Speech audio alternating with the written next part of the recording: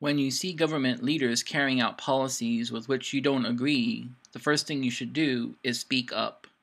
After the city of Paris adopted a bike-sharing program, Mayor Bertrand Delanoë had to prioritize pedestrian safety in Paris. He did so, in part, by erecting huge signs along one of the busiest streets of Paris, the Boulevard de Sébastopol. The signs gave startling statistics about traffic deaths and urged people to change how they drove. Each sign ended with the same message, changeons de conduite. Change your behavior. In the years since the rollout of the bike-sharing program here in New York City, the new mayor has decided to roll out a similar program to prioritize traffic safety.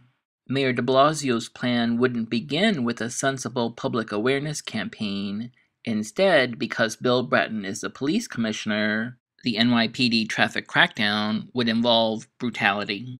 Because ranking city officials supported the appointment of Bill Bratton as police commissioner, no one is asking why the police is using excessive force in the mayor's new traffic safety plan. There's reason to be concerned given the police commissioner's support of controversial tactics like stop and frisk. Well, first off, stop, question, and frisk is the fundamental tactic used by police in every community in the United States every day. It is what they do, and it's what you want them to do.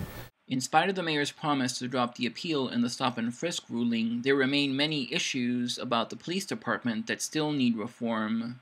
Few people are talking about this, excepting a new group of activists. Activists, including family members of innocent people killed by police officers, have protested Bill Bratton's return as NYPD commissioner. Even LGBT groups are protesting the new police commissioner as if we were still under the old police commissioner. After the 2003 anti-war protest and the 2004 Republican National Convention, the NYCLU issued reports addressing abuses of police procedure by the NYPD.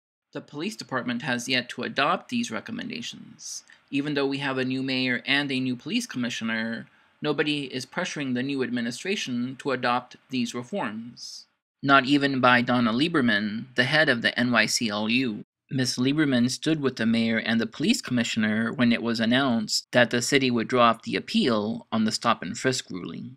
But there was no mention of these outstanding reform recommendations. Under the Bloomberg-Quinn administration, the city impaneled an LGBT advisory committee to the NYPD. The members of that advisory committee have yet to come forward individually to demand reforms.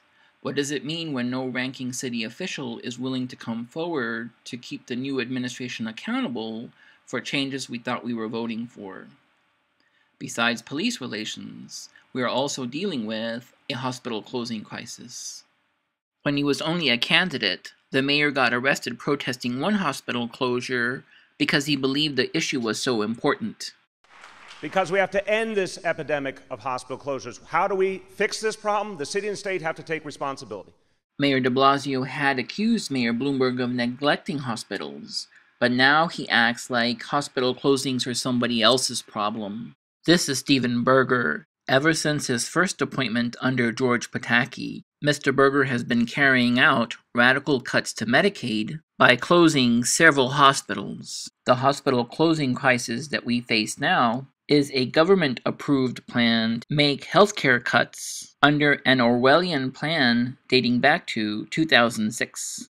So many hospitals have closed that Governor Cuomo is trying to get his hands on $10 billion to fluff his re-election campaign. Because no ranking city official keeps the mayor accountable to his campaign promises, our community hospitals remain in dire straits, just as they did under the previous administration.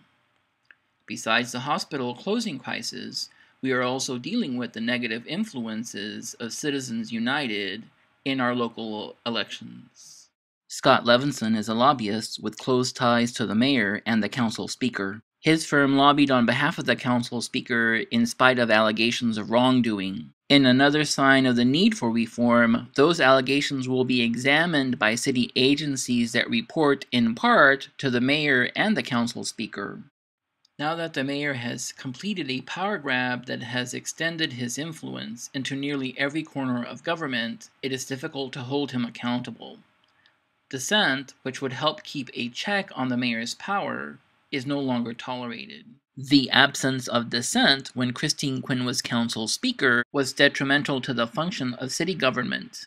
When he was only a candidate, Mayor de Blasio talked up the importance of there being checks and balances in city government.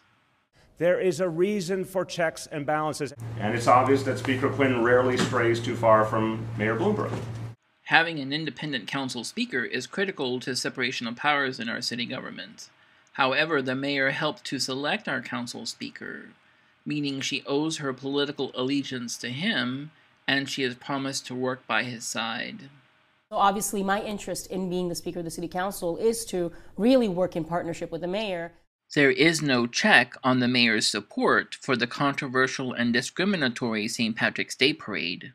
It's as if the more times the mayor repeats that he is a progressive, voters will blindly believe him, never demanding from him fundamental reforms. Last September, at a hearing into public corruption, the federal prosecutor Preet Bharara testified that he was looking to the press to keep government officials honest. The role of the press has become all the more urgent given the budget cuts made to the prosecutor's office. At a panel discussion last November, several reporters discussed the mayoral campaign. One subject came up several times: the lack of scrutiny of the mayor. Here's one exchange. There have been a few stories, but has the press really dug in since September 11th to try to figure out this guy and what he's going to do? I mean, I think there's been a lot written about him, but it all came after the primary, and once the primary was over, I mean, the election was over. Lodo was a horrible candidate. Meaning the federal prosecutor may not get the help he was expecting from the media. There were many reasons why voters wanted a change election last November. They wanted to see police reforms enacted, our hospitals saved, and campaign finance integrity upheld. Everybody is turning to the media for help to keep elected officials accountable. Left to his own devices, the mayor will only answer to his small group of political insiders. But the best check on the new administration's power is you. Get informed, stay involved, demand the reforms you want. You can make a difference.